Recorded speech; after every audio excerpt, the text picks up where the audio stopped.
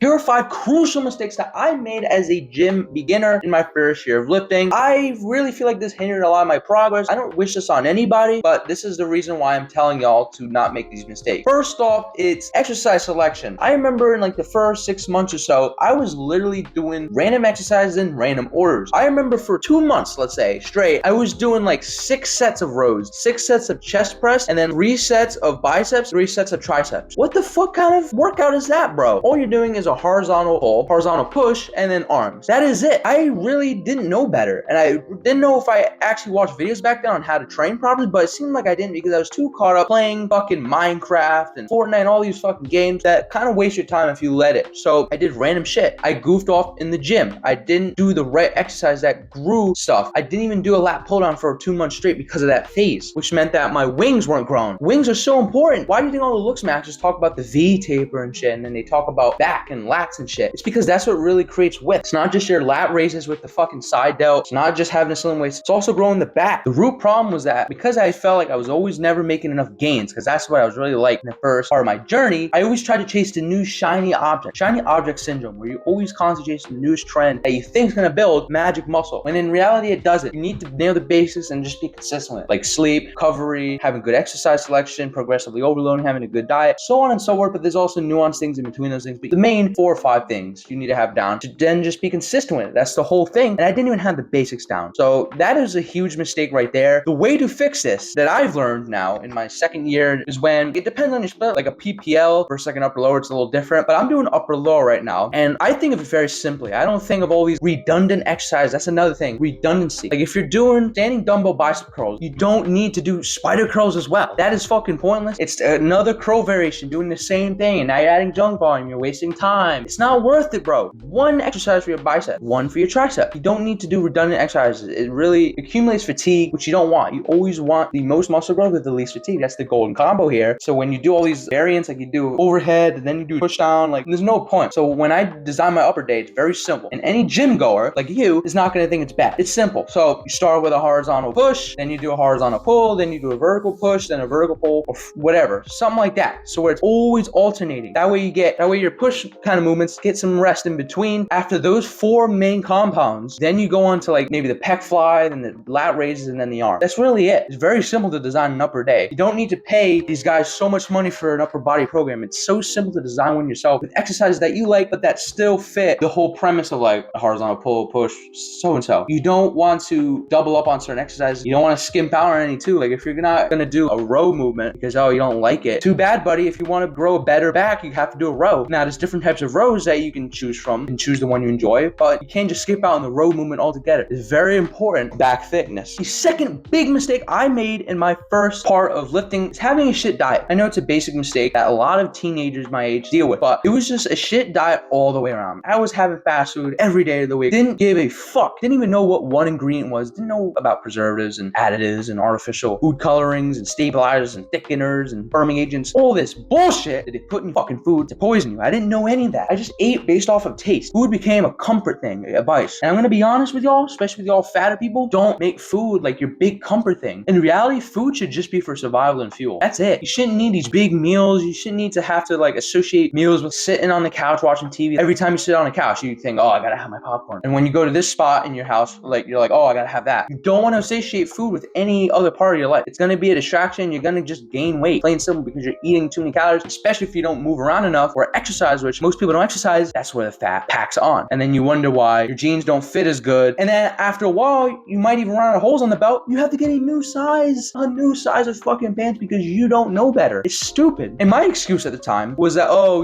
healthy food might be too expensive. Everyone has one excuse. It's different for a lot of people. I know myself that when I made the switch to a good diet, which was last May, right before I started the channel, I felt a lot better. Just more stable energy, less inflamed, less bloated, less tired, less sluggish, and most importantly, less naps. Third crucial mistake I made was in my early days when I just started bulking too much. I really feel like a lot of it was not only fat, but like inflammation and bloatedness from the junk food. But I was soft. I was bulking too fast. Even like last fall, I was starting to bulk up too fast. Then I kind of like cut back a little bit and then like bulked a little more lean like before I did my mini cut 3 months ago now. I was just eating too many calories and I was tracking at that time. It was a little later in my career, but I was still a beginner. I was tracking, but I thought like 500 calories calorie surplus was like really the thing. Like I thought of the whole eat big to get big shit. I really believed in that. But turns out that's not the way to go. Because with muscle gain per month, let's say, it's capped. You can only gain really a certain amount of muscle during the month if you eat enough, get your protein in, lift heavy, this and that. But with fat gain, that's unlimited. So you want to have a 1-to-1 ratio in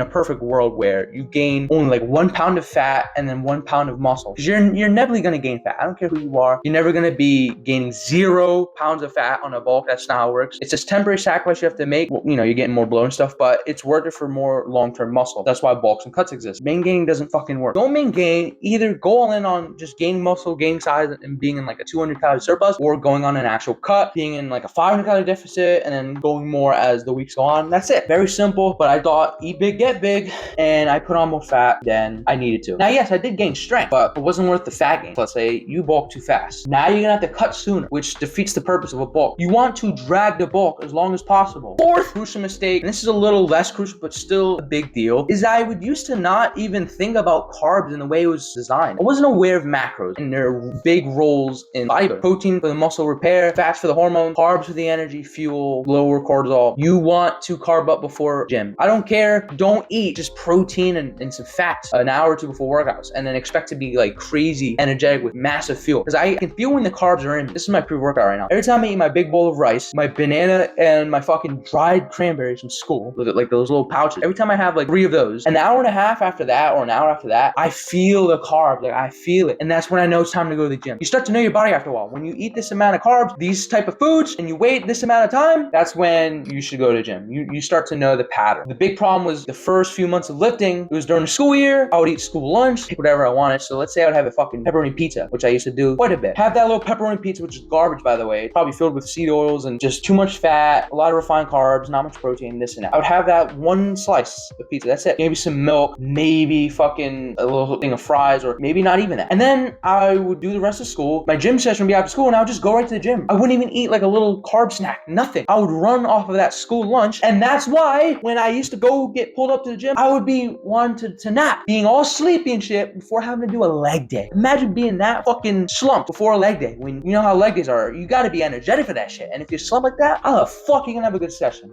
Just listen to me here, bro. I've been through this shit. It feels fucking horrible when you're sleepy and you're supposed to be locked in. You need to be locked in. That pizza did nothing for me. Gave me no fuel. I was running off that and I performed like shit because of it. Those carbs need to be good carbs. Fuel yourself before the gym. Just do yourself a service. There's no point in kind of fucking yourself up. Like if you want good pumps, good performance, good recovery, eat your damn complex carbs, man. Have that snack after school. I'm telling you. Don't just go to gym from the school. Go home first. Have a carb snack. The 5th crucial mistake I made in the gym was not prioritizing recovery enough. Sleep is when the growth hormones are most active. That's when your testosterone gets built up during your deep sleep. And I didn't prioritize it. I was looking at big blue light before bed. Had no clue of like circadian rhythm. Sleep different hours. Have a different bedtime every night because of those thumb naps. You're gonna only sleep 5-6 hours. Don't expect to perform the best in the gym because you're gonna be a little tired. Even if you don't feel it in the moment, subconsciously something happens and you don't get that last rep. You don't feel it as much from my experience. And combine that with like low electrolytes, poor other habits, smoking and eating junk, you're just gonna have a bad time. You're not gonna gain muscle as quick. You're not gonna look as good. Invest in this money to go to a gym. Like if you're gonna spend money, do it right, man. Fuck! How many fucking times I gotta say this shit to not only like you guys on here, no hate, but like people in real life too. Like I gotta really drill this in. I don't mind it. I will keep doing it until the new generation of teenagers are like jacked and shit. That's the goal here. Cause I've learned this shit the hard way. It sucks. I was not prioritizing recovery. Phone's about to die, low key. It's 3%, so I gotta end this shit soon. But those are the 5 biggest mistakes I made. I hope you really learned some with this video here. If you really want to make fitness as simple as possible without all the bullshit, check out this video I made right here after you watch this. Now see ya!